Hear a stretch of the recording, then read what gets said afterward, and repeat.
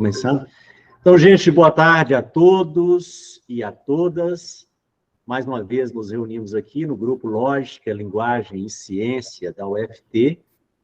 Esses últimos 2 anos, a gente tem tratado aqui no grupo da filosofia da física e da filosofia dos físicos, e nós temos tido a grata satisfação de termos ótimos nomes, ótimas discussões, e só vão avolumando aquilo que a gente tem de matéria produzida aqui no grupo em termos de filosofia da física.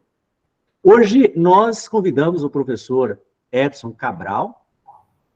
Ele é o professor da Universidade Estadual do Vale do Acaraú, lá na famosa UVA, e ele prontamente, no primeiro convite, no primeiro contato, ele sequer titubeou, já disse, não, sim, eu estarei lá. E aí, professor Edson, desde já eu agradeço muito aí pela sua gentileza, sua generosidade, por estar aqui presente. E aí nós vamos fazer uma breve apresentação sua aqui, e eu lhe passo a palavra. Aqui nós temos um protocolo, e geralmente ele não funciona muito bem, que é assim, são 2 horas ao todo, né? Porque 19 horas nós temos aula no noturno. Então, o convidado, ele geralmente fala 1 hora, 1h20, depois a gente abre uns 40 minutos para perguntas. E aí, por que eu digo que geralmente ele não funciona bem? Porque muitos dos nossos convidados preferem, ao invés de falar e depois abrir para perguntas, e dialogar com o público presente. Então, sendo assim, professor, eu lhe deixo bastante tranquilo para que você possa conduzir a sua fala da maneira que você achar melhor, tá bom? Então, vamos lá. Professor João Edson Gonçalves Cabral. Professor Edson Cabral, ele possui graduação em Filosofia pela Universidade Estadual do Ceará e graduação em Direito pela Universidade Federal do Ceará também. Ele é mestre em Filosofia pela Universidade Federal do Ceará e doutor em Filosofia pela Universidade do Rio Grande do Norte. Atualmente, ele é professor efetivo da Universidade Estadual do Vale do Acaraú, a famosa UVA. Eu acho tão bonito esse nome, UVA. Onde é que você trabalha? Eu trabalho na UVA. É muito bonito mesmo, bem, bastante criativo. E aí o professor Edson, ele vai trabalhar com a gente com o seguinte tema: Heisenberg e as possibilidades ontológicas de interpretação dos fenômenos quânticos. Professor Edson, mais uma vez, seja bem-vindo, mais uma vez, obrigado pela nossa presença, e a partir de agora está contigo a palavra, fique à vontade. Obrigado, professor Eduardo, pela apresentação. Antes de mais nada, eu quero lhe dirigir pessoalmente um agradecimento pela maneira muito gentil, muito educada, que você me tratou desde o início. Eu acho isso fundamental para as relações assim, acadêmicas, você ser tratado com deferência, com uma amizade, assim, uma amizade, digamos assim, de prontidão, né? Então, em relação a isso, eu lhe agradeço pelo convite. Aos demais colegas, eu estendo meu agradecimento por participar desse espaço. Congratulo-lhes pela montagem dessa engrenagem de uma discussão em torno dos fundamentos da física, porque isso não é simples. Há algum tempo que eu já tento fazer isso na universidade onde eu leciono e não consigo. Não, é difícil arregimentar um corpo discente e docente em torno dessas questões, principalmente em outras, por exemplo, na confluência de alunos de filosofia com alunos de física e professores dispersos em várias campos do interesse da ciência da física e da filosofia, né? na confluência daquilo que a gente denomina de filosofia da natureza. Então, acho de forma que acho muito interessante esse espaço que vocês criaram. Também acho interessante esse protocolo que vocês assumiram de certa forma, circunscrever um pouco do tempo da exposição para o debate, que eu acho que é o mais interessante. Nós temos aqui várias presenças de estudiosos, de interessados, então seria interessante a gente abrir o debate o mais rápido possível. Vou tentar fazer isso de uma maneira mais sucinta, para que a gente tenha uma amplitude desse tempo. Bem, como o professor Eduardo anunciou, aliás, e os demais colegas também, os estudantes, os que estão presentes, estendo aqui a minha congratulação para vocês pelo interesse. Eu acho muito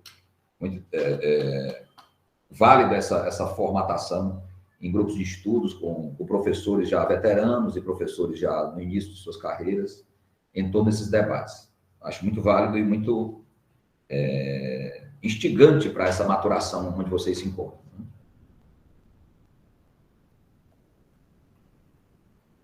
Muito bem, senhores. Dando início às nossas tratativas, como o professor Eduardo anunciou há pouco, o título da nossa apresentação é Heisenberg e as possibilidades ontológicas para a interpretação dos fenômenos quânticos. Então, na minha tese, e esse é um interesse que me vem desde tempos remotos, onde eu tinha interesse na física, interesse nas questões dos fundamentos, digamos assim, constituidores de tudo que existe, é um interesse de uma certa data, e eu mantive isso na tese, nos meus estudos, de buscar certas referências ontológicas na filosofia como subsídios para as tratativas dos autores da mecânica quântica. Então, aquele debate que nós vamos trabalhar aqui que se estabeleceu entre Bohr e Schrödinger, onde você tem toda aquela discussão sobre a questão dos saltos quânticos e a impossibilidade que o Schrödinger alegava em relação a esses saltos, porque achava que não existia nada que sumisse de um ponto e aparecesse em outro. Todas essas questões que a gente denomina, vamos dizer assim, com a ampla designação de interesse ontológico, de busca pela determinação da objetividade dos fenômenos quânticos, isso me acho de um elemento de instigação, de um elemento de curiosidade extremamente intensa. Porque no cerne desse debate existe uma questão para se discutir os fundamentos da natureza. Afinal de contas, será que nós podemos reduzir simplesmente a um cabedal ou um conjunto de determinações matemáticas, né? Então, essa é a preocupação aqui que me traz por essas questões de possibilidades ontológicas. De certa forma, nós vamos aqui, eu vou dizer os momentos que nós constituiremos nossa apresentação, mas eu estou adiantando aqui algumas questões. Nós vamos escavar algumas possibilidades que Heisenberg teve no cenário próximo e que ele teve no cenário maior, no cenário próximo da física, por exemplo, como eu coloquei agora, com o debate Bohr-Schrödinger, e um debate maior que ele estabelece com os pré-socráticos, com Platão, para tentar subsidiar esse desafio de interpretar ontologicamente os fenômenos quânticos, certo? Então, quando eu digo que possibilidades ontológicas, são tanto possibilidades ontológicas de Heisenberg, as possibilidades ontológicas de pensar os fenômenos quânticos a partir do debate que se instaurava dentro do seu métier como físico, com figuras, por exemplo, como Schrödinger, figuras como Bohr, ao qual ele pertencia, no núcleo mais próximo, e um cenário mais amplo, filosófico, certo? Então, é nesse sentido que eu estou determinando aqui como possibilidades ontológicas para a interpretação dos fenômenos quânticos. Bem, os momentos constituidores aqui da minha apresentação serão 3, que se intitularão da seguinte forma. Em primeiro lugar, eu vou apresentar aqui rapidamente, situar o fenômeno quântico da dualidade onda-partícula como um fenômeno referencial para o debate ontológico em torno dos fenômenos quânticos. Então, de todas as formas que a gente possa discutir o que seja o que caracterizaria, o que sejam os fenômenos quânticos, eu vou escolher o objeto dualidade onda-partícula, ou paradoxo onda-partícula, para que a gente, a partir daí, estabeleça esse cenário possível para discussões ontológicas. Então, no primeiro momento, eu vou fazer isso. Vou tratar rapidamente do que significa esse cenário onda-partícula, elegendo-o como um aspecto nuclear para o debate ontológico. No segundo momento, eu vou partir para este mesmo cenário do paradoxo onda-partícula sob o crivo do debate Bohr-Schrödinger, como eu coloquei há pouco, e a instalação do debate ontológico em torno da interpretação conceitual dos fenômenos quânticos. Então, eu vou já tomar o cenário de Heisenberg, o cenário próximo a Heisenberg, e me servir do debate em torno de Bohr-Schrödinger para instaurar, aquilo que eu vou chamar de instaurar o debate ontológico para o próprio Heisenberg, né? Essas preocupações, vamos dizer assim, em relação ao que seriam essas partículas elementares, né? Constituidoras de tudo que existe. Num terceiro momento, eu vou tratar especificamente, não de um cenário restrito, próximo de Heisenberg, mas num cenário mais amplo, cenário filosófico. Se o momento restrito, o cenário restrito próximo de Heisenberg, eu vou chamar de um cenário dentro do ambiente da física, o cenário mais amplo é dentro do ambiente da filosofia. Então, é como se eu estivesse estabelecendo com os senhores uma seguinte tensão. O Heisenberg vai se debruçar sobre as questões de buscar, indicar o que são os fenômenos quânticos do ponto de vista conceitual, a partir de dois ambientes. Um ambiente, vamos dizer assim, contextual, interpretativo, restrito, que se situa inauguralmente com o debate Bohr-Schrödinger, e um momento mais amplo que eu vou apresentar alguns cenários onde ele se inspira para fazer a sua escolha filosófica em torno desses constituintes, certo? Então, são os três momentos aos quais eu vou me deparar aqui de uma forma mais ou menos rápida para não comprometermos nosso tempo. Então, no primeiro momento, eu designei aqui como uma determinação referencial os fenômenos quânticos a partir desta tomada do paradoxo onda-partícula, da dualidade onda-partícula. É ali onde eu acho que, de certa forma, me parece se situar uma boa dose das questões ontológicas que estão ali. Vocês vão ver que eu vou tentar carregar esse argumento até a minha conclusão. Na conclusão, eu vou apresentar uma outra fonte de compreensão dos fenômenos da natureza, que não são considerados pelo próprio Heisenberg, mas que são importantes para que a gente tenha uma amplitude, para vislumbrar um entendimento desse paradoxo onda-partícula. Então, é como se eu estivesse tomando aqui o paradoxo onda-partícula como referência, né, vamos dizer assim, de tratamento da mecânica, da física quântica. O professor Oswaldo Pessoa, lá nos conceitos de física quântica, no volume 1, ele coloca esses problemas. Ele diz, olha, se nós fôssemos determinar a essência da física quântica, que caminhos nós teríamos? Ele diz logo isso na primeira página do capítulo 1. Ele diz, olha, você pode referir-se de uma maneira mais paradigmática para o que seriam os fenômenos quânticos a partir do papel da probabilidade ou a partir do princípio da incerteza do próprio Heisenberg. Você pode considerar como determinativo, por exemplo, a tese em que salienta o poder que essa teoria tem do observador, né? Você pode elencar o princípio quântico da superposição como o referencial para a tratativa do fenômeno quântico, e você pode escolher o teorema de Bell. Você pode achar que a marcação da constante de Planck também é o momento vamos dizer assim, do limiar de configuração daquilo que é o microscópio, daquilo que é o macroscópio, ou seja, seria algo de referenciar também a mecânica quântica. Então, você tem uma pluralidade de possibilidades e cada intérprete faz uma espécie de apontamento daquilo que ele acha mais decisivo nos fenômenos quânticos. No meu caso, seria exatamente aquele que o próprio professor Oswaldo Pessoa também qualifica, que é a dualidade onda-partícula, ou então o paradoxo onda-partícula, certo? Essa é a questão fundamental que eu considero como sendo nuclear. Ora, a maioria dos colegas já está de posse dessa informação, os professores, mas aquela velha preocupação um pouco de referência para aqueles colegas que estão aqui como alunos, né, como os nossos membros discentes do vosso grupo, eu vou fazer rapidamente uma referência a essas questões, né?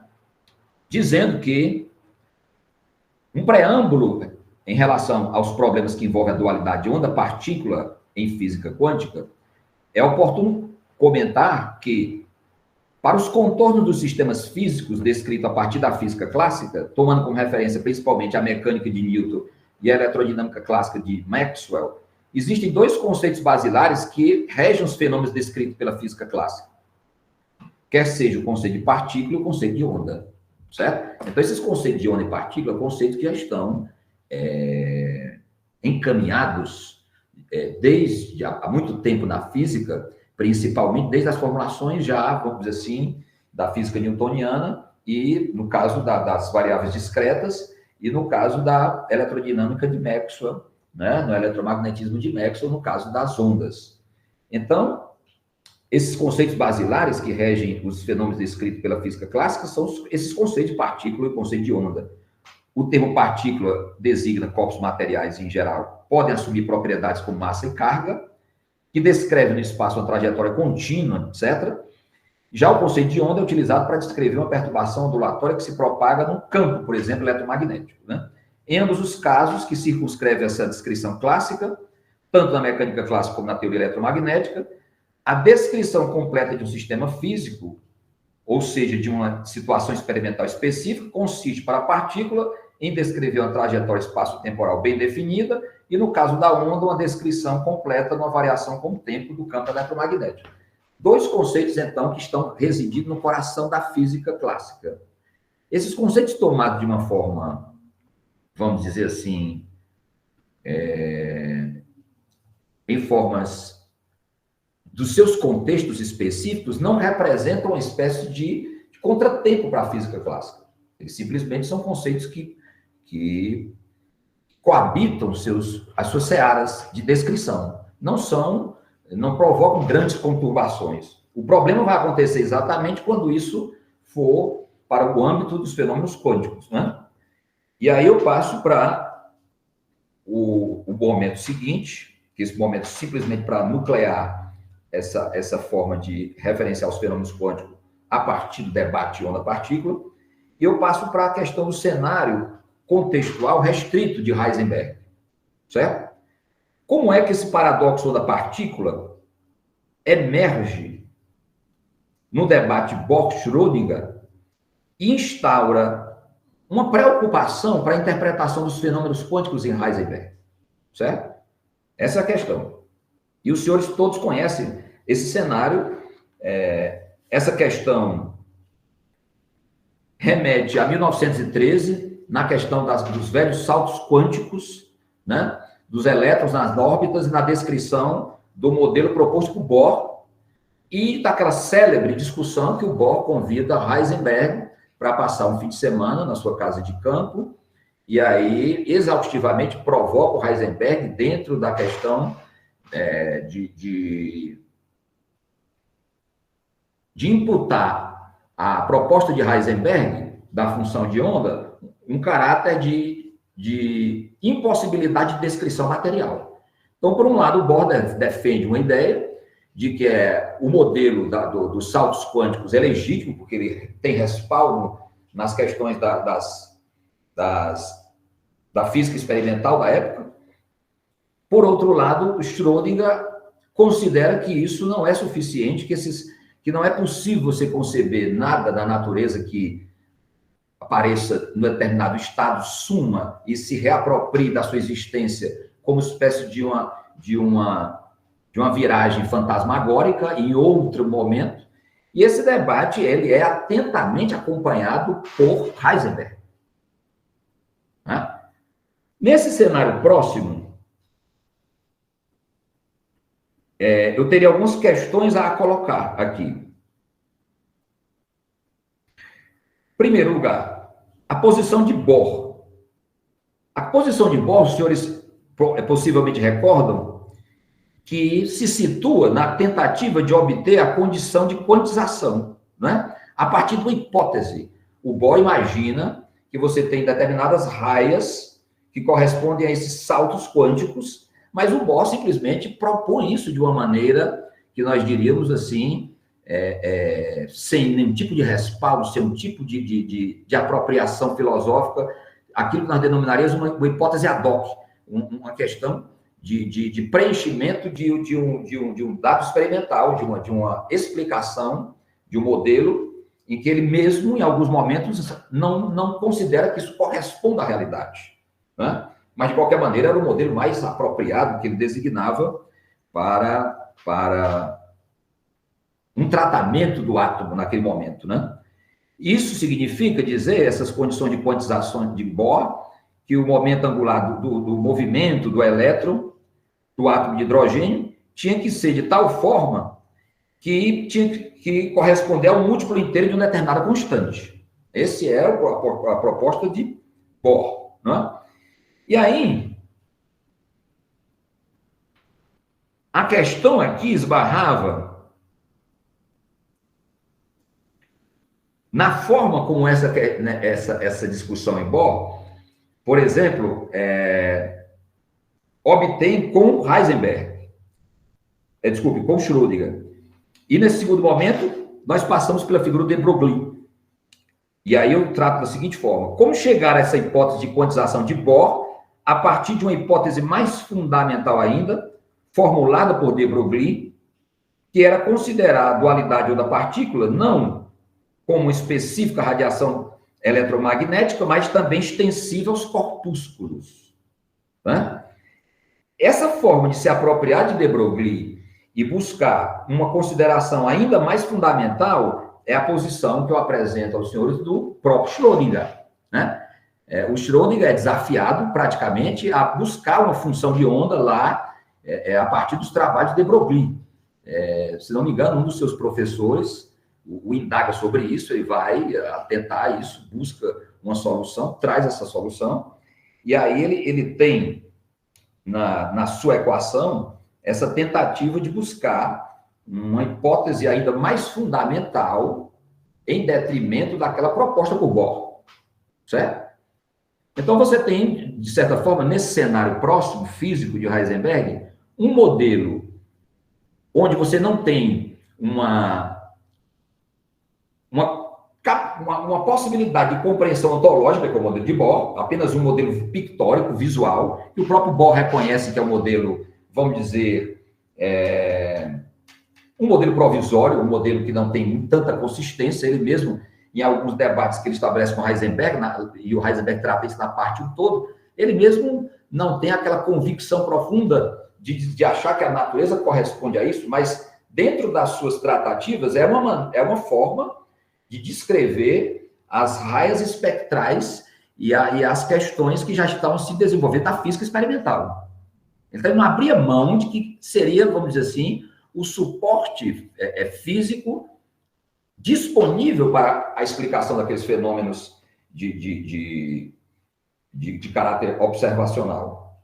Bem, o Heisenberg vai se debruçar sobre essa questão de uma forma bastante, vamos dizer assim, particular. Porque, ao mesmo tempo que ele se vincula com Bohr, nas disposições do Bohr em relação à compreensão da natureza, né? e na confluência de certos aspectos,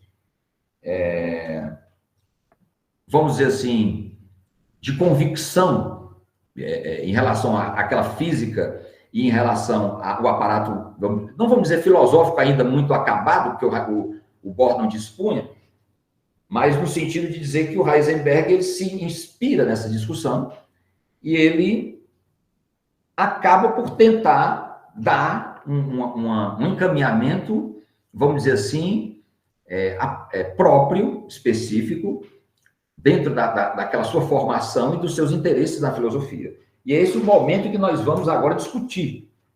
É o chamado terceiro momento aqui, que nós vamos partir para discutir aquilo que eu denomino como o pragmatismo de Heisenberg, como uma alternativa ontológica de cisão entre física e filosofia. Certo? Para esse pragmatismo de Heisenberg, eu tenho que rapidamente para os senhores apontar o macrocenário filosófico que se apresentava para Heisenberg. Se vamos dizer assim, o cenário mais restrito era o debate Bohr-Schrödinger, o debate mais amplo se dá com certas tradições da filosofia. Então, é agora que o olhar de Heisenberg começa a tentar capturar linhas de forças da filosofia tradicional, linhas de forças que vão desaguar lá no horizonte grego, né? Tanto grego clássico, principalmente com Platão, né? Mas também está atento a certas outras possibilidades. E aí, com essas extensões de interesse do Heisenberg, ele vai tentar aprofundar uma compreensão para propor a sua própria, vamos dizer assim, via de interpretação dos fenômenos quânticos. Certo? Ora, qual o cenário? Eu vou aqui me debater rapidamente nesse cenário filosófico inspirador de Heisenberg. Você tem, por exemplo, o Heisenberg como grande leitor da filosofia antiga. E nós temos pelo menos três tradições que poderiam ser consultadas por Heisenberg, já que ele é um leitor da filosofia antiga, praticamente. E também da filosofia moderna, principalmente de Kant. Então ele tem, eu vou colocar aqui 3 vias que eu acho que são as mais, vamos dizer assim, a que abrem horizontes distintos, para que a gente tenha uma ideia que quando Heisenberg faz uma determinada interpretação, ele faz uma escolha ontológica, uma escolha que é uma escolha de interpretação fincada dentro de uma determinada tradição metafísica, certo? A primeira tradição que eu chamaria a atenção para os senhores, que seria uma possibilidade ontológica de interpretação da natureza, seria a dos milesianos, certo? E aqui eu vou identificar nos milesianos a figura central de Anaximandro, porque em Tales você ainda não tem a noção de que o princípio água, ele é um princípio de indeterminação espacial. Por exemplo, ele se espraia infinitamente no espaço. Em Tales você não tem isso de uma forma explícita, você tem isso de uma forma indireta. Tanto que na tradição dos milesianos, que cada um, digamos, Anaximandro, discípulo de Tales, e Anaxímenes, discípulo de Anaximandro, tanto Anaximandro como Anaxímenes, eles têm uma propensão, o Anaximandro de forma mais direta, o Anaxímenes de forma mais indireta, de tomar o princípio de uma forma infinita. Se a gente for levar aqui para um gancho naquilo que seria a dualidade onda-partícula, é como se, por exemplo, nós tivéssemos inauguralmente, na emergência da filosofia, o segundo filósofo, na tradição filosófica, a apontar que o princípio constituidor de tudo que existe se espraia infinitamente no espaço. Certo? Seria aquilo que a gente poderia designar como uma variável contínua, vamos dizer assim, no âmbito da física clássica, ou na via de uma propagação eletromagnética no espaço, por exemplo, né? Como no caso de Schrödinger. Não estamos aqui fazendo um vínculo direto, estamos fazendo aqui apenas um apontamento de que, em termos filosóficos, aquele debate ele se põe nos gregos de uma forma mais indireta sobre esses constitutos da natureza a partir da discussão do arqué, dos princípios. Então, muito bem, os milesianos você tem essa possibilidade de infinitude do princípio. Vocês lembram que o áperon de Anaximandro ele tem essas duas características, ele não é determinado qualitativamente, eu não sei o que é, mas ele se espraia infinitamente no espaço. O apeiron, sem dobra, significa isso. Bem, por outro lado, nós temos a oposição, já há algum tempo depois, apontada outra via ontológica pelos atomistas, que é exatamente a via da finitude. Então, você tem, de um lado, Anaximandro, né? Vamos dizer assim, como referência dos milesianos, de um lado você tem Leucipo e Demócrito apontando um átomo, né? Aquilo que não tem mais condição de ser infinitamente dividido. Nesse debate, quem erra dessas discussões é exatamente Platão. E o Platão, os senhores muito bem já são cientes de que a opção por Platão é a opção pelas formas puras. Só que o Platão tem isso em vários níveis de apropriação metafísica. A maneira como Platão defende essas formas puras, ela tem contextos distintos em várias fases da produção intelectual de Platão. Por exemplo, nós podemos pegar aqui uma parte em que está uma postura que está, por exemplo, no Parmênides, que é diferente de uma postura que está em outras obras mais juvenis de Platão, né? por exemplo, e outras obras até da própria juventude, da própria maturação de Platão, como Timeu. Então, o Heisenberg faz uma opção por Platão, no sentido das formas puras, e vai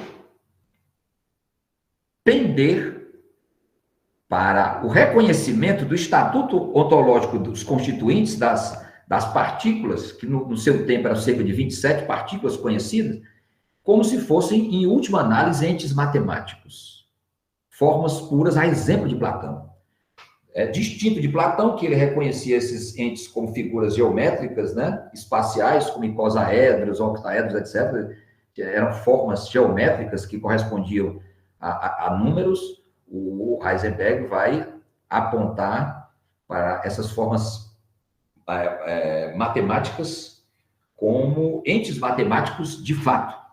E aí, ele, no debate que ele estabelece, então, como uma espécie de conjectura capaz de aplainar um pouco o afã e as lacunas deixadas por Bohr e Schrödinger, o Heisenberg vai se apropriar daquilo que eu denomino de um certo pragmatismo. E aí eu vou para esse último ponto, já que eu vi agora no segundo momento, eu tentei colocar o cenário físico dentro desse debate Bohr-Schrödinger, né? Agora o cenário macro, o cenário filosófico que, vamos dizer assim, se situa o próprio Heisenberg. Agora eu vou colocar a própria posição do Heisenberg como sendo uma posição tensional, certo? E aí é o último ponto do nosso debate, e vai uma conclusão, e passaremos para as nossas discussões. Ora, a grande questão que se põe, pelo menos assim, com uma certa curiosidade, como é que o físico pode, em última análise, apontar como sendo os últimos constituintes da natureza entes matemáticos puros, né? Isso, para mim, foi um dos grandes elementos motivadores de me debruçar sobre as discussões filosóficas em Heisenberg, né? Porque o que acontece é que o cenário filosófico no qual está inserido Heisenberg comporta também um outro vetor aqui, que eu não me referi, mas deixei propositadamente para colocar agora, no momento em que Heisenberg vai apresentar a sua própria ancoragem em Platão, né? Que é o cenário da crítica à metafísica do positivismo lógico, do atomismo lógico do início do século XX. Então, você tem toda uma refutação de elementos metafísicos. De um lado, você tem o mentor direto de Heisenberg, Bohr, vamos dizer assim, exaustivamente convencendo Schrödinger que não era possível uma interpretação material da função de onda. Por outro lado, você tem o cenário do positivismo lógico tentando imputar como falso qualquer pretensão da metafísica. Então, você teria que ancorar determinadas relações de uma sentença às suas partes fáticas, empíricas. E isso seria impossível se tratar, então, de um modelo pictórico ou de um modelo conceitual ontológico material na visão de Bohr, e que foi, de certa forma, compartilhado por Heisenberg. Tanto é que o Heisenberg ele é capaz, se você for, por exemplo, visitar a parte do todo, tem momento em que ele faz uma leitura de Kant que ele parece quase um professor de filosofia ali na forma de se apropriar. Ele tem uma certa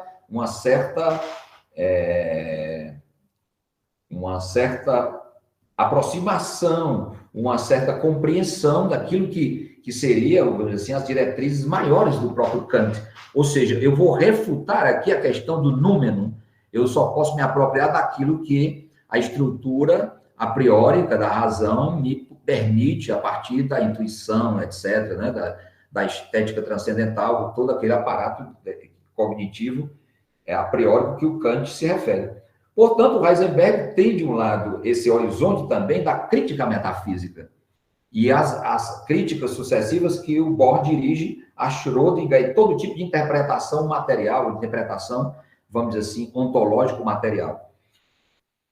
O que é que Heisenberg faz? Então, como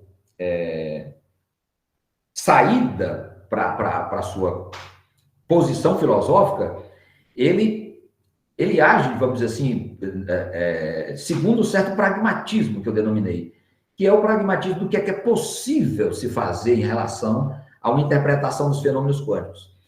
Por um lado, eu reconheço que existe um estatuto objetivo do mundo microscópico. Eu reconheço que as 27 partículas, elas interagem, digamos assim, em termos de fenômenos, em termos de choques. Ele reconhece isso, inclusive, nos experimentos de pensamento que ele realiza nos tratamentos do princípio da incerteza. Tem determinado momento que ele diz, algo choca com algo. Ele não nega esse estatuto ontológico como físico. Acontece que eu não, dentro da sua compreensão filosófica, da sua, vamos dizer assim, daquele cenário no qual ele procura se situar, de crítica metafísica, de aproximação com determinadas discussões com seus mentores, principalmente Bohr, e com suas próprias escolhas filosóficas, ele prefere, como filósofo, se aproximar de um tratamento, vamos dizer assim, idealista formal para os constituintes últimos da natureza. E se, como físico, ele reconhece que existe um estatuto ontológico, existe algo que choca, como filósofo, ele acha que esse algo, no fundo, só pode ser determinado como sendo entes matemáticos, respostas à equação do modelo padrão, por exemplo. Ele não vai se aventurar em discutir isso. E ele deixa em aberto todo um campo de discussão. Para isso, eu vou passar para a minha conclusão agora, porque é onde eu vou me sentir um pouco mais à vontade em relação a essas questões e situar posições que, ora, eu tenho me debatido em alguns estudos, ora, eu tenho amadurecido a partir das minhas próprias incursões. Na verdade, o que acontece? Quando Heisenberg faz isso, o que me parece é que o debate ontológico em torno do estatuto último do que subsiste, né, nos fenômenos quânticos, do que sejam as coisas, em última análise, né, os tijolos fundamentais, para a escola de Copenhague, para a interpretação de Heisenberg, para as orientações de Bohr, isso, de certa forma, torna, de uma determinada maneira, uma fixidez em torno de uma determinada interpretação que não consegue avançar para além daquela impossibilidade, vamos dizer assim, filosófico-kantiana. Eu abdico do número, eu só me aproprio daquilo que eu posso falar. Mas essa lacuna, ela de certa forma, ainda se mantém como incômodo e ela ainda, na minha forma de visualizar determinados tratamentos, até o nível das observações, até o nível de certos experimentos quânticos, isso se torna um pouco complicado, porque você abdica da condição de trazer a tradição metafísica para corroborar essas discussões da natureza dos fenômenos quânticos. Certo? Para isso, eu vou me servir aqui só como a título de exemplo e a título de ilustração de uma outra tradição da filosofia da natureza, da metafísica, que ela é extremamente rica e que tem determinados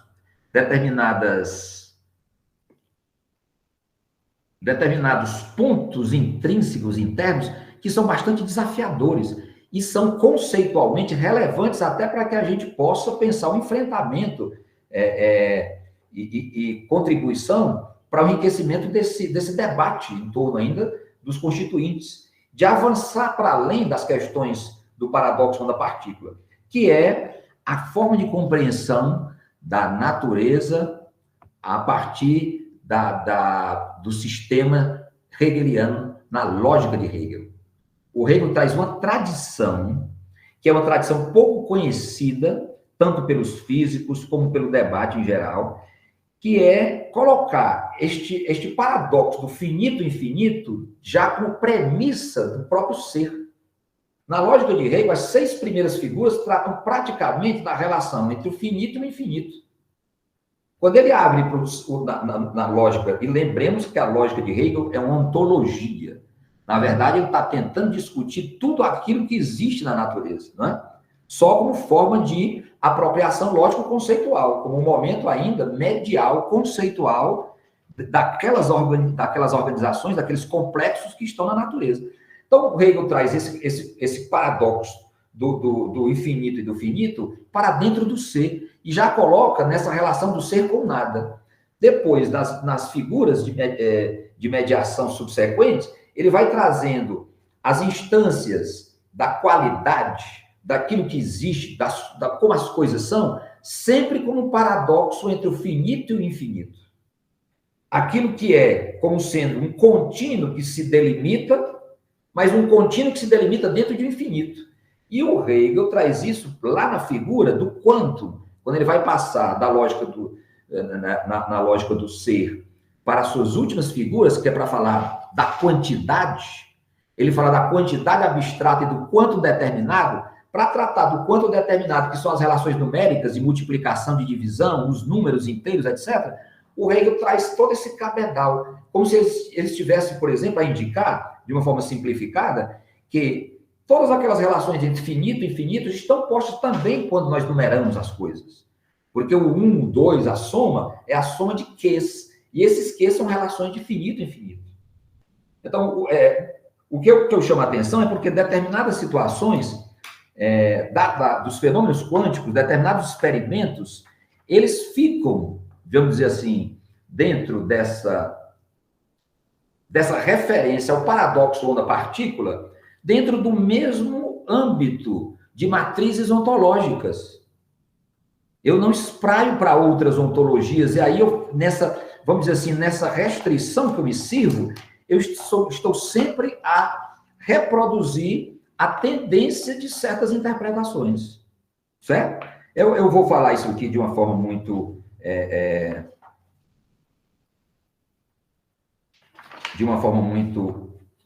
muito rápida, não é? Que é como se dissesse o seguinte, deixa eu ver aqui se eu consigo encontrar uma passagem num texto que eu estou lendo de dois professores espanhóis, professor de física teórica, que tentaram escrever um livro chamado Mistério Quântico. E eles fazem o procedimento muito interessante, que eles vão tratar as questões dos fenômenos quânticos a partir dos experimentos referenciais da mecânica quântica, né? Por exemplo, eles tratam aqui do experimento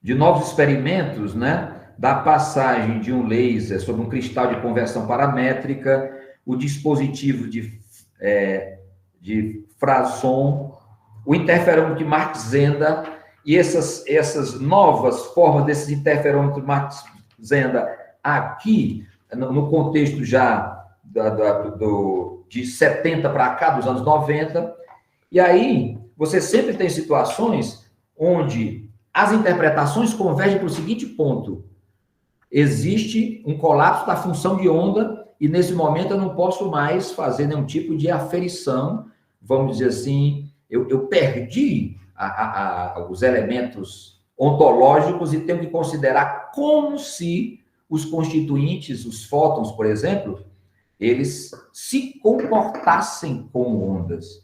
É interessante que os professores aqui, eu me refiro aos professores André Castilheno e Luiz Sánchez Gomes, eles dizem, olha, em nenhum momento nós podemos deixar de lado o fato de que todos esses experimentos, nós temos que supor que as partículas que estão ali submetidas a determinadas refrações, a determinados desvios, elas são de fato ondas, elas se comportam como se fossem ondas. Quando eu digo quando se comporta como se fossem ondas, ele diz isso, eu só posso dizer dos fenômenos quânticos aquilo que a função de onda de Schrödinger me permite, eu não tenho muitas informações a mais do que isso, portanto, nós estamos no campo da interpretação que ela está um pouco, vamos dizer assim, sempre fadada a se limitar, a tentar interpretações dos próprios experimentos, mas o conceitual ao qual eu me fundamento nos experimentos são sempre como se fossem ondas. Como se fossem algo que se divide, uma partícula, um fóton, vai para um lado, vai para o outro, detecta, quando eu posso medir, colapsa a função de onda. Por que, talvez, não pensar para questões conceituais que esse próprio fóton, né, lá nos seus mistérios inelimináveis, insondáveis, ele não tem uma relação de finitude e infinitude também, não é? Se não nos moldes, como pensou Schrödinger, né, como uma função de onda que carrega o elétron, porque isso levava a alguns problemas, que o próprio Lorentz apontou, mas como algo que é possível dentro de uma relação metafísica mais distante das tradições que se tem. Então, é nesse sentido que eu chamo a atenção para os senhores, para concluir a apresentação, que existem outras matrizes ontológicas disponíveis na própria modernidade, disponíveis na própria, vamos dizer assim, contemporaneidade, como os estudos de Nikolai Hartmann, que tem um tratamento exaustivo da ontologia. Existem várias matrizes que são interessantes, que eu acredito que possam, de certa forma, subsidiar a ancoragem ontológica para os tratamentos e tentativas de buscar esclarecer ou apontar, pelo menos, encaminhamentos metafísicos para essas discussões que são próprias dos fenômenos quânticos. Era isso que eu tinha para lhes apresentar, senhores. Agradeço a atenção e abriremos para o debate para os senhores. Muito bem, professor Edson. Muito obrigado pela fala. A fala está muito instigante, foi muito instigante. E o sinal disso é que, nesse momento, eu estou aqui com uma efervescência de pensamento acerca de alguns pontos sobre o que você tratou aqui, que eu acho que dará boas discussões. Mas, assim, antes de colocar qualquer questão minha, eu costumo primeiro abrir para os colegas que estão presentes. Colegas, como de costume, aí está o microfonezinho, quem quiser falar é só apertar e sinalizar. E aí nós já temos o professor José Soares, colega nosso aqui da UFT, foi aluno do professor Edson Cabral, lá na UVA. E aí está contigo a palavra, professor José Soares. Boa tarde, professor Eduardo. Boa tarde, professor João Edson. Boa tarde a todos. Eu não tenho uma pergunta específica, inclusive quero pedir desculpas, que eu entrei atrasado, assim, mas fiz questão de entrar, porque o professor Edson, ele foi meu professor, né? Não sei se ele lembra, teve já várias turmas, eu sou das primeiras turmas lá da UVA. O curso já tem... Sim. E, bom, para mim foi muita alegria quando o professor Eduardo convidou o professor Edson, né? O Eduardo, hoje em dia, tem a alegria de trabalhar com ele, né? Ser colega de trabalho aqui no curso de filosofia. E então, hoje, minha profissão é professor de filosofia, no curso de filosofia também. E quando eu comecei a filosofia, né? Que é essa carreira que eu tenho agora, no curso de filosofia, o professor Edson foi meu professor. Então, a minha fala é mais para registrar isso, registrar mais assim a minha alegria. Eu fiz uma disciplina, inclusive o meu TCC saiu da disciplina do professor Edson, não sei se ele sabe disso. Não. Eu lembro que eu tinha que terminar o curso em 3 anos, né? Sim. O curso era de 4 anos, mas eu consegui fazer em 3 anos. E aí tinha esse bendito TCC que tinha que terminar. Aí eu lembrei que eu tinha feito um trabalho com o professor Edson e tinha tirado uma boa nota. Eu disse, se eu tirei uma boa nota num texto aí que já tinha mais de 20 páginas, se eu apresentar esse negócio, é impossível não ser aprovado. E foi assim que eu terminei o curso. E eu entrei um pouco atrasado, mas eu lembrei um pouco das aulas, né? Sempre muito claras, muito didáticas. E uma coisa que eu queria destacar, assim, do professor Edson como professor, é essa capacidade que ele tem de organizar as ideias, de ser muito claro, de coisas muito complexas. Eu, pelo menos na época, né? Era a primeira faculdade que eu estava fazendo, era o meu início de vida acadêmica. Eu tinha sempre a impressão de que eu estava entendendo aquilo. Enfim, quando ia ler, depois eu sentia uma certa dificuldade, eu via que não era tão simples como ele conseguia concatenar nas aulas, né? Mas, enfim, essa clareza é muito interessante. E também essa facilidade que ele tem de fazer esses links, né, da história da filosofia, né? Quando eu entrei, estava falando dos milesianos, como ele consegue mostrar a atualidade, né, de um pensamento, assim, que às vezes você acha que é simplesmente arcaico, que está perdido, e você tende a estudar mais como de um ponto de vista historiográfico mesmo, como um registro da história do pensamento, quando, na verdade, às vezes, nas aulas do professor Edson, a gente vê que são modelos, né, de ontológicos, de percepção da realidade, que, de alguma forma, se sofisticaram, sobretudo a partir da ciência moderna, a partir do Newton, enfim. Então, é isso. Meu trabalho, inclusive, foi um pouco nesse sentido, assim, uma leitura do Platão a partir das contribuições dos filósofos anteriores, né? Eu não tive fôlego e também, na época, de fazer essa leitura que o professor tem. Até hoje eu não tenho, mas eu invejo bastante quem tem. O professor Edson faz, o Eduardo faz tranquilamente. Não sei se eu vou voltar para esse tipo de temática, mas é uma coisa que eu admiro, tá bom? Então, só para registrar mesmo, professor Edson, fico muito feliz em vê-lo por aqui, tá bom? Hoje eu sou professor de filosofia, né? Você foi meu professor. Olha, é um prazer, José Soares. Inclusive, eu soube que o contato com o departamento lá da UVA foi a partir de você, né? Você que contatou o professor Edmar, se não me engano, e o professor Edmar me colocou que se você estava por trás dessas discussões e interessado, então eu podia confiar. Ele sabe um pouco da minha reticência, às vezes, em participar de eventos. Então, ele usou como lastro. Então, eu fico satisfeito que você hoje tenha se tornado professor e lhe parabenizo, eu acho legal. E, de certa forma, é complicado um curso de filosofia no semiárido nordestino, né? Você sempre tem esse problema. São alunos que vêm do ensino médio, são alunos que têm uma dificuldade tremenda. Você sabe que existe um abismo na questão entre o humano genérico e a questão das formas práticas de educação. Tem toda essa propaganda que o Estado do Ceará coloca, mas isso é uma farsa completa. Os nossos estudantes têm uma dificuldade tremenda e saber que você, José Soares, galgou todos esses espaços e hoje ocupa, né, o espaço público da palavra, é algo que me sinto, pelo menos justifica o nosso curso já com algum viés aí de lastro, né? Muito bem, José, muito obrigado aí pela participação, muito obrigado por ter nos passado também o contato do professor Edson. Agradeço-lhe mais uma vez, e eu acho bastante interessante isso, né? Quando o ex-aluno ele vem a público reconhecer a importância do trabalho do professor na vida dele, na vida da instituição, isso é muito bom. Agora, o que eu achei interessante é a questão temporal, né?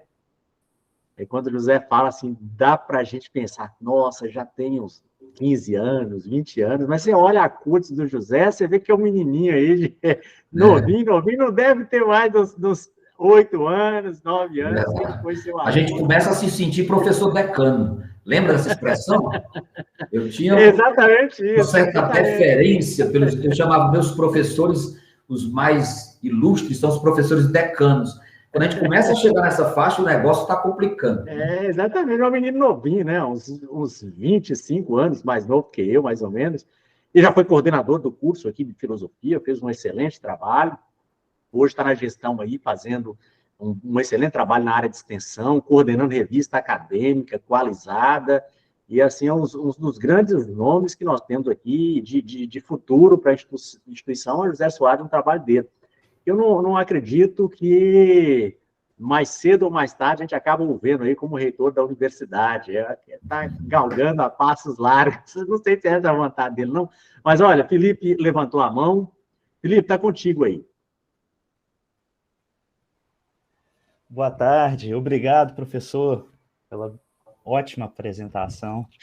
E eu estou bastante surpreendido aqui, tá? Quero fazer um elogio também ao seminário, tá, professor Simões? Hoje está completando 1 ano da primeira vez que eu participei, exatamente. Que bom. Foi em 17 de março do ano passado, eu guardo os folders aqui na pastinha. Que bom. E a palestra, inclusive, foi do Rodolfo com o Oswaldo, sobre a dualidade onda-partícula, mas, no caso, na perspectiva do Bohr. Então, está fazendo agora um nexo bem bacana também com essa apresentação. E, bom, professor, como eu estou assim, né, fechando o batente da tese doutoral, eu tenho o costume, hábito mesmo de pesquisar a tese doutoral dos colegas, sabe? Para ver o estado da arte. E a do professor está fresquinha. Acho que foi em 2019. Sim, foi. Né? Final de 19. Foi final de 2019. Sim. Só o elogio ao seminário é o seguinte, olha, porque professor Simões, professor Edson, podem estar seguros que a gente está participando aqui de um dos melhores seminários em filosofia da mecânica quântica, se não o melhor em língua portuguesa, tá? Eu acompanhava um do professor Rivadula lá em Madrid, que era muito bom também. O centro lá de Lisboa tem promovido muitas coisas, mas não está exatamente focado só na questão da filosofia da mecânica quântica, está trazendo questão da emergência, enfim, para muitas áreas. E, assim, dentro do que eu conheço dos seminários de língua latina, vou dizer assim, então pode puxar da Itália, Espanha, Portugal, do México à Patagônia, não vou dizer com muita propriedade não, mas eu tenho segurança que a gente está num dos melhores espaços. O professor Simões tem conseguido promover isso. E esse aqui se sobressai, sobretudo, pela capacidade do debate, né, do diálogo final, com muita leveza, com muita... né, com bastante boa energia, vamos dizer assim, da participação de todos. Professor, minha pergunta é, a questão do problema da objetividade dos fenômenos quânticos em Heisenberg, né? Como que você linkou essa questão na sua tese doutoral com o que mais me surpreendeu da sua apresentação aqui, que foi você mencionar a filosofia da natureza de Hegel? Sim. Onde que entrou essa questão da metafísica do absoluto ali? Certo. Oferecendo esse modelo a mais, que você disse, para pensar o problema. Certo. Obrigado, Felipe, pela participação. Olha, Felipe, lá na minha tese de doutorado, eu fiz a dividir em 3 partes. A primeira parte era como se fossem pressupostos conceituais preliminares. Eu discutia o conceito de natureza, de objetividade e de realidade. Eu me servi de um conceito que é um conceito, na verdade, ele faz parte das discussões de Marx e de Lukács, que é o conceito de objetividade. O Marx ele não abre mão de que todas as discussões do ser social, né, que está, vamos dizer assim, que é algo que está presente nas suas discussões, eles tenham um caráter de objetividade. Então, a crítica que ele tece a Hegel é isso, você tem que ter um caráter objetivo, um caráter de objeto, de coisa. A mercadoria, a circulação da mercadoria, é o trabalho alienado, que é a apropriação vamos dizer assim, do tempo livre do trabalhador, do aniquilamento da sua condição de individualidade. Então, objetividade para o Marx tem a ver com a noção que nós temos de objeto. E aí eu trago esse conceito para os fenômenos quânticos, por quê? Porque, na verdade, é o seguinte, você tem muitas formas de se pensar o objeto. O objeto como materialidade, e aí eu vou para o segundo capítulo, que é onde eu vejo exatamente, seria o que na nossa discussão de hoje eu chamei de possibilidades ontológicas. Você tem vários caminhos ontológicos. É como se a história da filosofia ela tivesse uma pleiade de riquezas, de formulações, em que nós, simplesmente, por conta dos contextos históricos filosóficos, nós nos apropriamos de algumas. Por exemplo, a de Platão, ela entra em primeira linha na filosofia da metafísica da medievalidade por conta da destituição do mundo grego, desse mundo ser conduzido ao mundo medieval, judaico-cristão, cuja determinação fundamental é metafísica, é transcendente. Mas a base é Platão. Se nós tivéssemos ali, por exemplo, desenvolvimentos históricos situacionais distintos, talvez Platão tivesse caído no esquecimento, né? E nós tivéssemos outras matrizes. E essas matrizes eu chamei a atenção. Eu chamo de matriz materialista de objetividade a partir da ideia de arquétipos milesianos, a matriz materialista da noção de objetividade a partir da ideia de átomo de Leucipo Demócrito, a matriz idealista, ou seja, agora a matriz não é mais materialista. Então, a objetividade, a coisa pode ser tanto um objeto material, esse objeto material ele pode ser pontual, mas ele pode ser uma onda, mas ele pode ser um misto dessas duas coisas. Ele pode ser, por exemplo, no conceito nietzschiano de força, que ele tira de uma tradição de Boscovich, que era a tradição do vitalismo. Você compreende os fenômenos a partir de um fluxo entre o finito e o infinito, no conceito de energia. E aí o Nietzsche vai conduzir isso para a questão de força, para se opor à metafísica tradicional das mônadas de Leibniz, por exemplo. Certo? Então, o que eu chamei a atenção nessa discussão, ainda tem uma quarta matriz, que é mais ou menos uma espécie de uma metamorfose proposta por Aristóteles, né? Que é a noção de objetividade a partir da ideia de substância. Mas aqui eu trato não na substância, na metafísica, mas na substância que ele trata nas categorias, que é uma obra que, na verdade, não é nem discussão ontológica. Então, você tem várias matrizes. E o que acontece, que eu, depois do doutorado, eu comecei a pesquisar, o meu interesse se pautou também na filosofia da matemática. E aí eu fui buscar tradições ontológicas, como é que a matemática discute essas questões. E aí eu esbarrei, por acaso, numa proposta da lógica de Hegel. E eu me surpreendi quando eu fui discutir a questão do quanto em Hegel, né? Na passagem lá dentro do ser. Porque a lógica do Hegel tem 3 volumes, a grande lógica, né? Ela tem a lógica do ser, a lógica da essência do conceito, mas toda a discussão ontológica está no primeiro volume, na lógica do ser. E, inauguralmente, no frontispício, logo na prima face da lógica de Hegel, você tem a discussão entre o finito e o infinito. Se você for pegar aqui, logicamente, nós não estamos fazendo nenhuma referência em relação a essa questão. Mas se nós formos pegar, por exemplo, todos os problemas que tem, trazendo um pouco aqui para a questão do modelo cosmológico do Big Bang, entre aquele momento de singularidade, toda a matéria está num ponto, isso é praticamente uma tradução de uma astrofísica contemporânea do ser de Hegel, né? Você tem tudo, ao mesmo tempo não tem nada. Como é que pode? Aquele ponto de singularidade é um ponto matemático ou não é? Então, aquela relação entre finito e infinito, aquele perpassamento que você tem, é como se você não tivesse uma dialética constante entre essas questões, né? Porque se você atentar, ontologicamente, o fóton, ele age lá no efeito fotoelétrico como uma partícula, como um ponto. Como é que nas experiências de dupla fenda de Jung, como é que nas experiências de Max, esses que me coloquei há pouco aqui, tem umas experiências contemporâneas extremamente interessantes, ele aparece como se fosse uma onda, como é que alguma coisa que está arrancando elétrons em determinado momento, ele pode se dividir como se dividisse em duas. Então, tem alguma coisa de extremamente indecifrável e nós não conseguimos avançar muito nesse debate. No meu entendimento, muito, vamos dizer assim, intuitivo e muito ainda em termos de estudos próprios, em maturação ainda, em processamento, eu diria intuitivamente, nós temos que avançar em relação a essas matrizes ontológicas. Porque nós não podemos ficar simplesmente criando experimentos, como se tem braços de uma haste, que ela funciona como se fosse móvel, com 4 nanosegundos de diferença da outra haste. Eu fraciono a luz que vem de um fóton, né, num feixe de luz contemporâneo, de um laser, que eu posso simplesmente colocar quase como pontual, e quando eu faço certas experiências e vou fazer as medições, aquilo tudo colapsa numa onda. O que é que está acontecendo que eu não consigo avançar?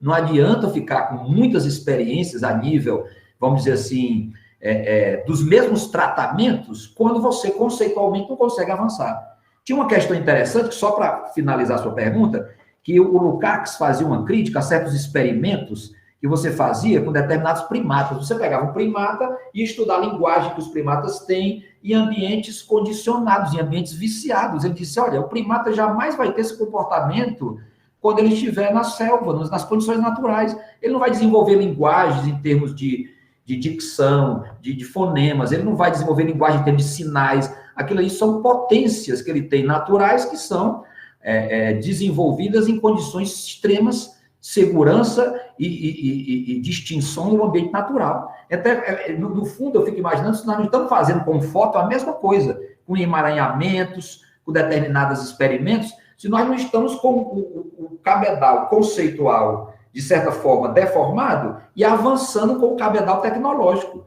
E aí nós não conseguimos avançar nesse debate. Essa é a questão que que me parece, assim, pelo menos intuitivamente, aflorar dessa discussão. Por isso que eu inseri hoje a proposta da metafísica hegeliana no livro no tomo 1 da lógica. Olha, muito obrigado, professor. Surpreendente.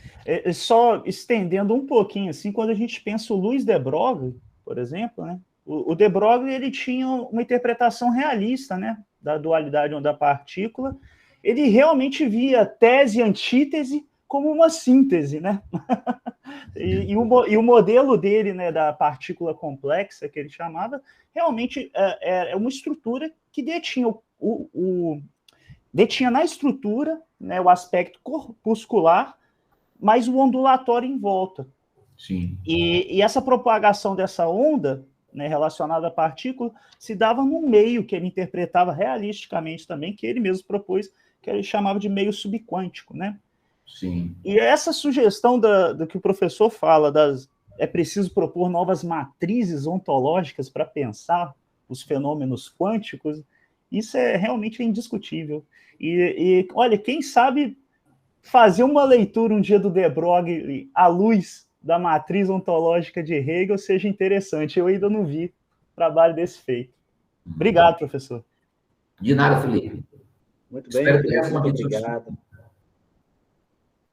Muito obrigado, Felipe, pela participação. Então, enquanto os outros colegas vão aí decidindo a se manifestar, professor, eu tenho uma pergunta para você.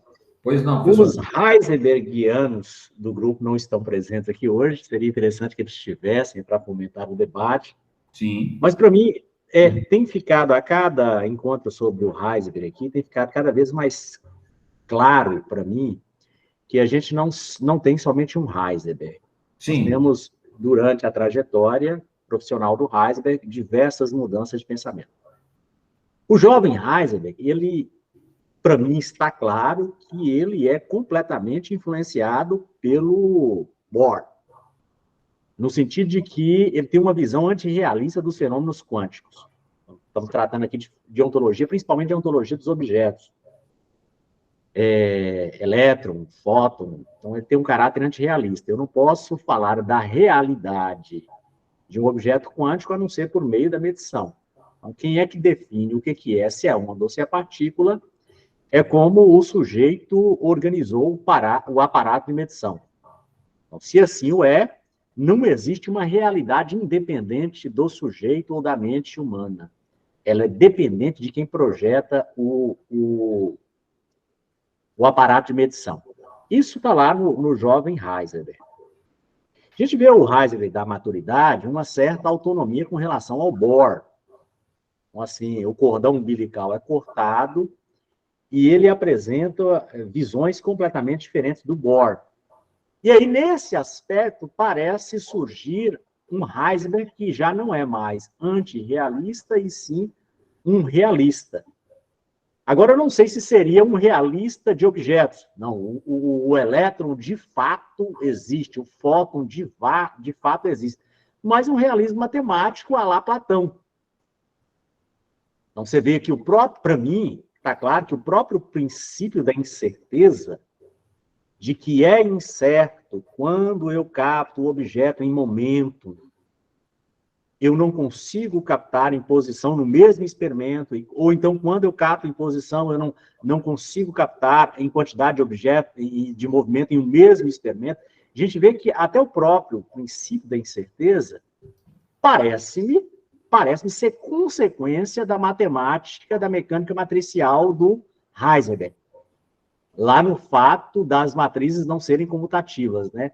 Se A é igual a B, nós não temos a comutação no caminho inverso, B igual a A.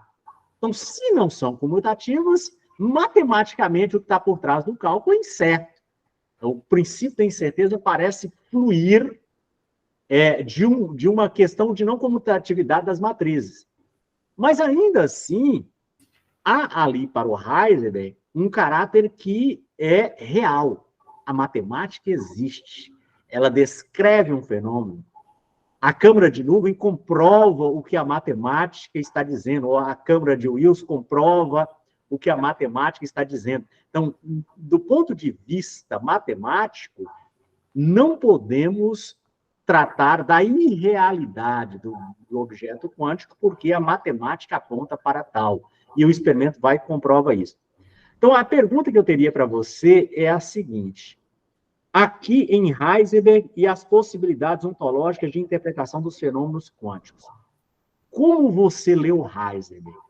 Você leu um Heisenberg antirrealista ou idealista? Ou a sua leitura do Heisenberg é de um Heisenberg realista? E aí, de repente, um realismo à la Platão no sentido da realidade das ideias. As ideias existem, né? Então, Platão não seria um idealista, seria um realista das ideias. Como é que você lê, nesse contexto, o pensamento do Heisenberg? Certo. Inclusive, essa questão, ela emergiu também na minha defesa. O professor Oswaldo Pessoa fez uma indagação similar. Se eu considerava esse Heisenberg da juventude muito distante do Heisenberg da maturidade, quais seriam esses Heisenberg? Teria um fio condutor, ele seria um antirrealista no início e depois ele seria um realista no final, seria mais ou menos isso, né? Das discussões que nós levantamos, e me parece que um dos problemas para se responder essa questão está na utilização dos termos, né? Por exemplo, você diz que o Heisenberg da maturidade ele é um realista, porque ele acredita que a matemática é capaz de descrever certos fenômenos quânticos, como a câmara de Wilson, por exemplo.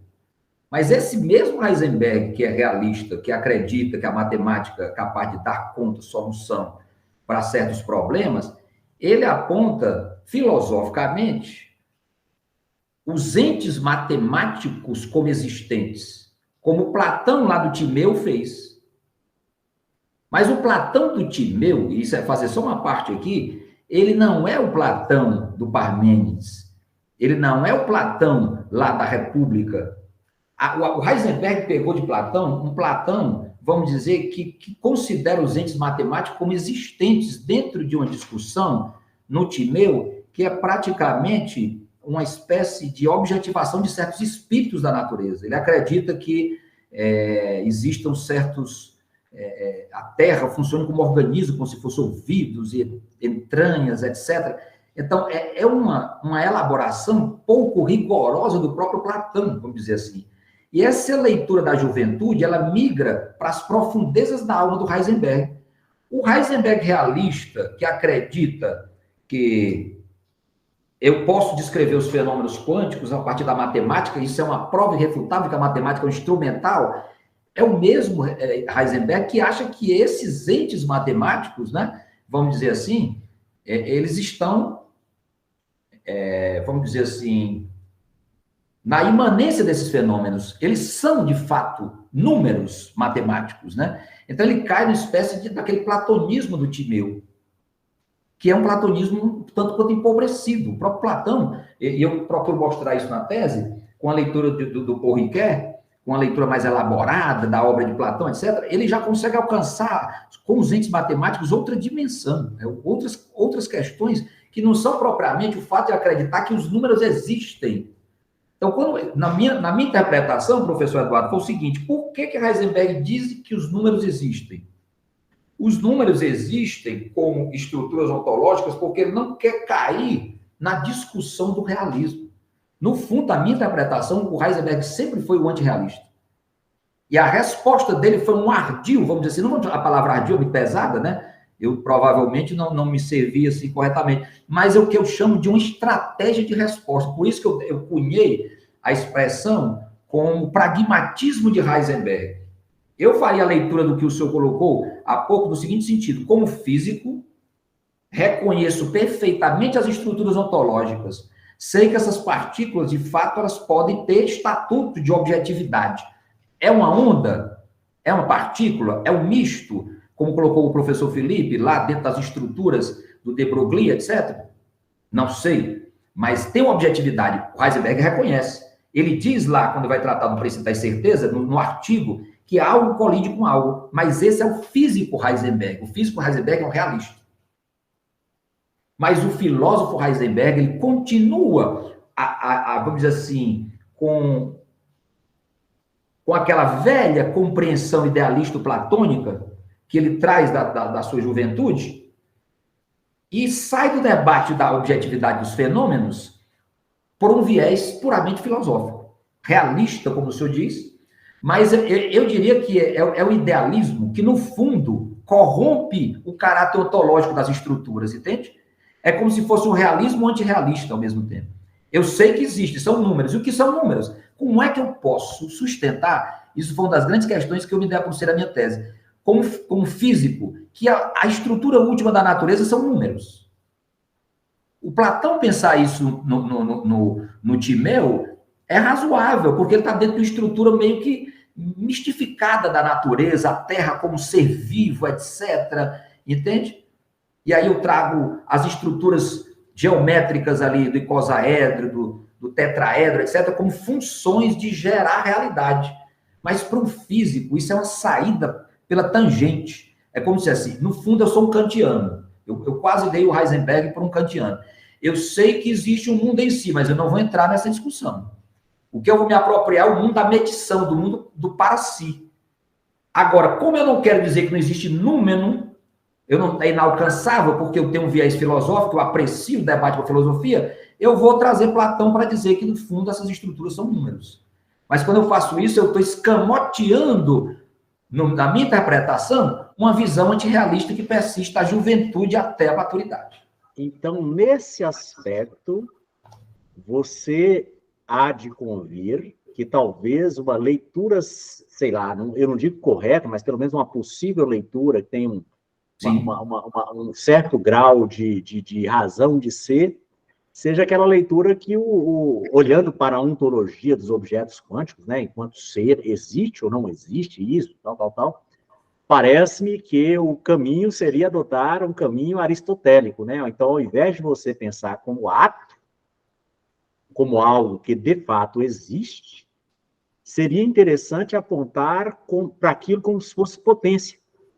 O que é o objeto quântico? É a condição de possibilidade de existência de um fenômeno. Agora, se ele existe ou não existe como coisa em si, não vamos entrar na seara dessa discussão aqui, não, porque isso aqui dá pano de manga para teses medievais de 2, 3 mil páginas. Eu não sei, de repente você há de concordar com essa visão. Eu acho que sim. É mais ou menos o caminho que Heisenberg assumiu. Que eu não considero, né, nos limites das minhas andanças, razoável. No fundo, eu acho que o antirrealismo ele abdica do debate. E o platonismo, né, vamos dizer assim, retomado de Heisenberg, ele simplesmente não responde a nada. Eu sei que a estrutura matemática, o modelo matemático que vai me fazer descrever certos fenômenos, mas a questão é o que é que são esses fenômenos. Por que diabo é que uma partícula, um fóton, em determinado momento, ele consegue se dividir e na hora que eu tento medir, ele age como se fosse um fantasma. Às vezes os físicos têm umas discussões tão curiosas que dizem o seguinte, eles fazem a seguinte apresentação. Quando eu tento medir, parece que o fóton descobriu o que eu quero medir, ele se esconde dessa... Isso não tem sentido. Algum problema tem aí nos experimentos, nas insistências dos mesmos modelos, porque na hora que eu pego o fóton, ele bate no cristal, alguma coisa acontece ali dentro, naquele cristal, quando ele muda para um lado e muda para o outro, que a estrutura intrínseca, dentro dessa finitude e infinitude, é alterada. Agora, nós não conseguimos alcançar, porque essas questões, acho que em termos tecnológicos, poderão surgir experimentos de outra monta, que podem esclarecer outros aspectos, e, por outro lado, nós, talvez, conceitualmente, devamos considerar essas outras matrizes ontológicas um pouco mais, de uma forma mais rigorosa. Seria isso? Muito bom, muito obrigado. E os colegas que estão aí presentes, professor Rodolfo, professor José Vieira, professor João Francisco aí, estudioso de Platão, fique à vontade.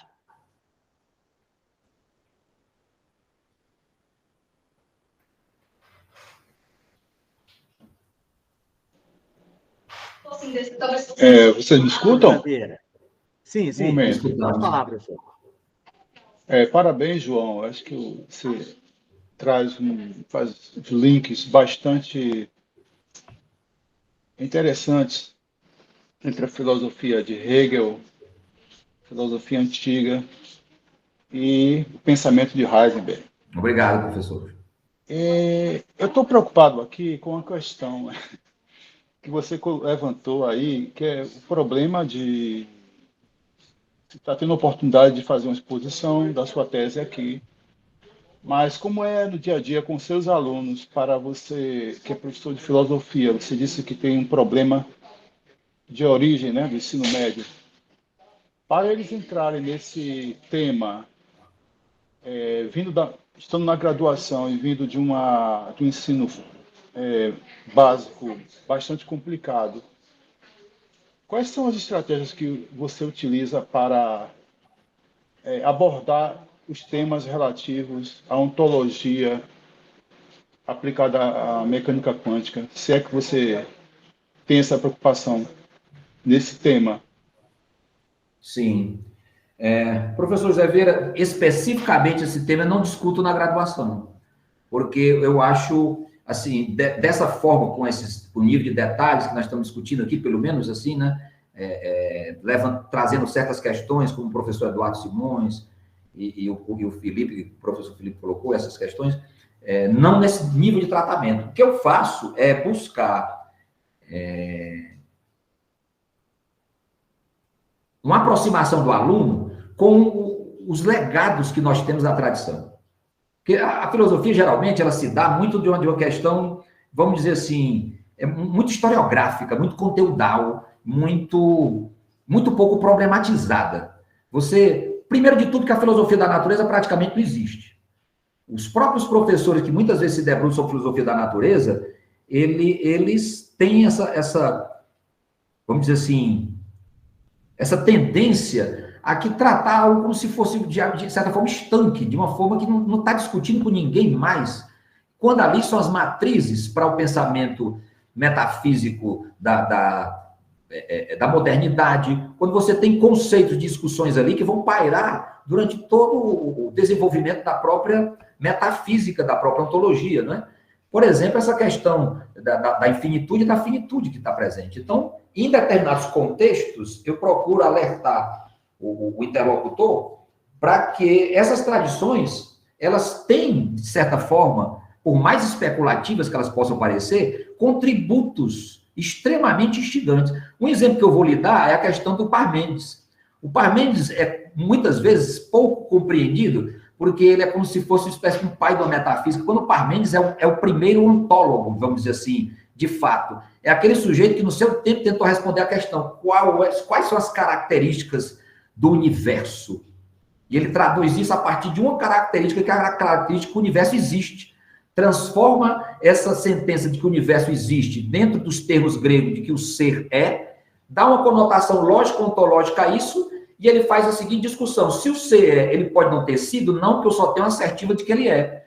E aí, na hora que eu chego para o meu interlocutor, eu digo: se o ser não pode não ter sido, ele sempre foi. Então, tem a primeira característica do universo: ele nunca foi criado. Parmênides está certo. Diante da astrofísica contemporânea, a teoria do Big Bang ela é suplantada pela teoria do universo eterno. O Big Bang é apenas, talvez, o primeiro de muitos universos que foram e contraíram-se e se expandiram, provavelmente. Ninguém é ingênuo de achar que tudo começou naquele ponto, com toda a massa do universo, numa singularidade.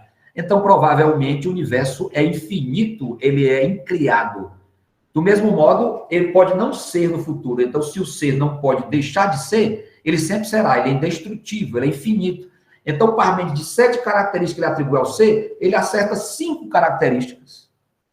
Só erra no fato de que o ser, por exemplo, ele é esférico, porque não temos uma estrutura, o universo está se expandindo, e no fato de que ele é imóvel, e nós sabemos com Rugel, desde 27, que ele está em expansão. Então, o caráter especulativo de um indivíduo no século VI a.C. acerta 5 das 7 características que ele dá para o universo.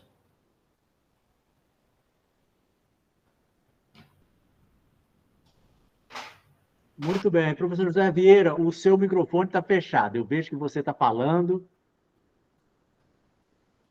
Essa DOC, provavelmente, né? Aí recorre à metafísica para afirmar a sua ontologia, né? E você trabalha dentro dessa perspectiva, né, de trazer os problemas da filosofia da ciência, na verdade, né? Não é da filosofia, você fala filosofia natural, acho que é filosofia da ciência, né? Eu tenho um âmbito de interesse que é a filosofia da natureza. Essa questão dessa determinação ontológica, daquilo que a gente chama de subpartícula, me interessa muito. E às vezes, o que me intrigava era o fato da redução desse aparato a um aparato matemático. Essa era a minha grande questão.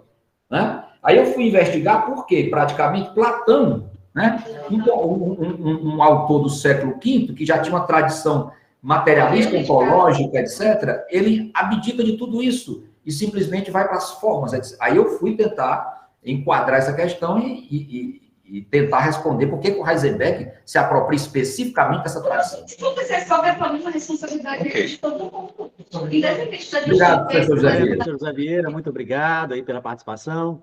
Os demais colegas, a gente está chegando na reta final do nosso encontro. Alguma questão mais? Deixa eu ver quem é que se encontra aqui ainda.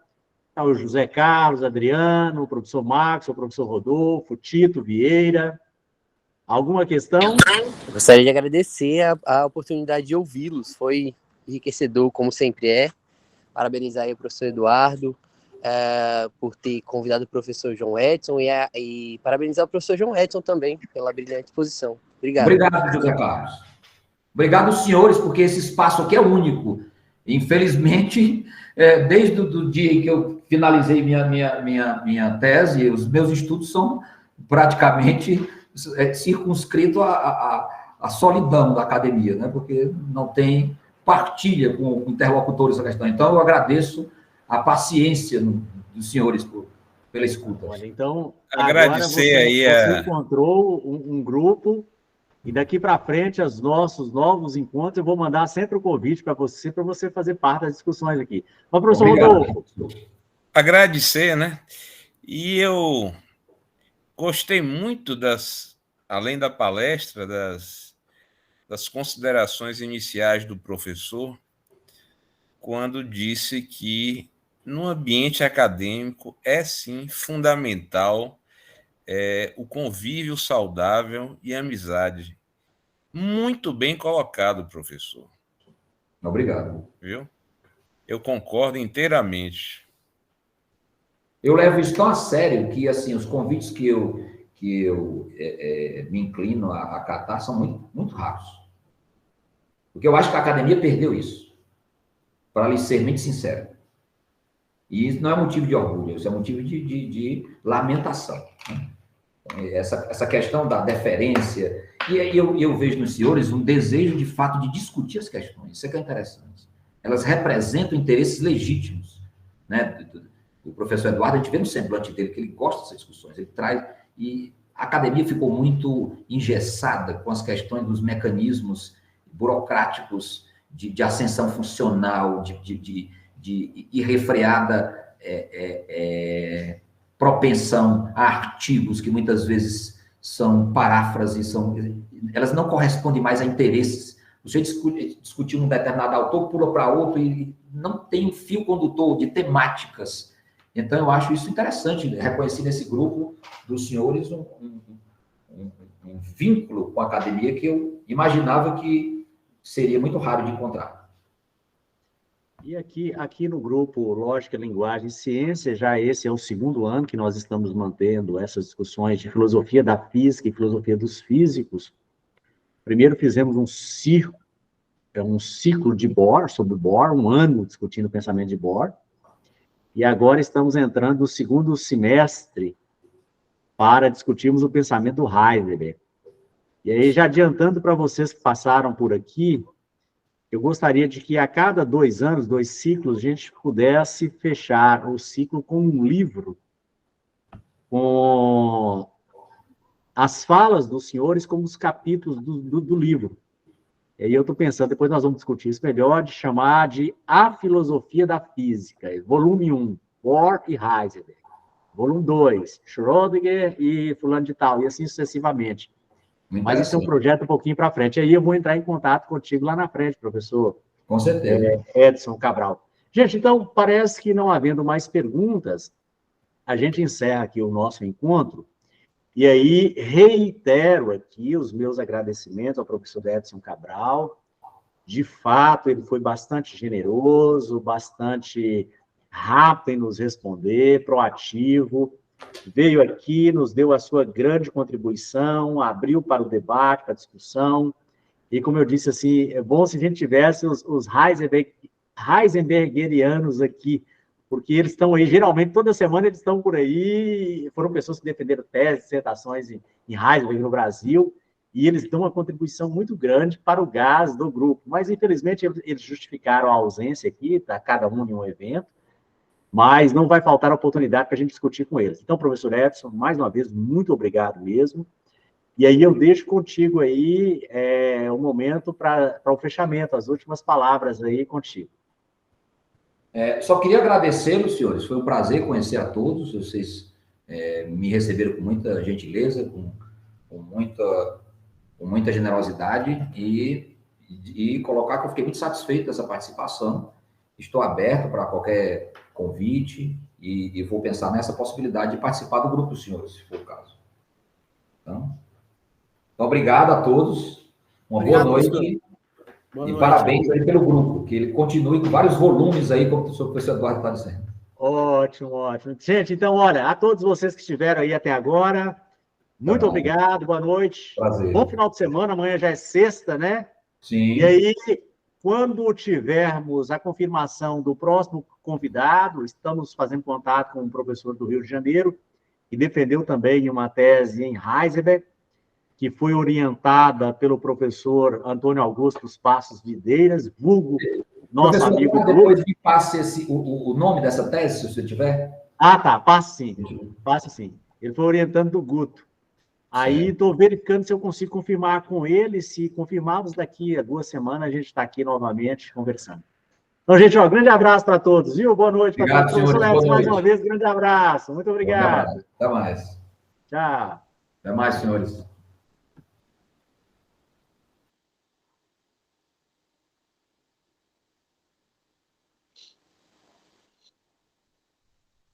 Professor Eduardo, você tinha me dito que não teve tempo porque está recebendo visita, e aí o professor João entrou na sala, e aí eu não consegui te responder, mas tudo bem, quando você conseguir dar um retorno, eu aguardo, tá? Eu vim aqui no postinho do lado da minha casa para tomar um medicamento, que eu tomo Bezetacil a cada 21 dias. Aí vim aqui rapidinho antes de fechar. Mas é isso, um abraço.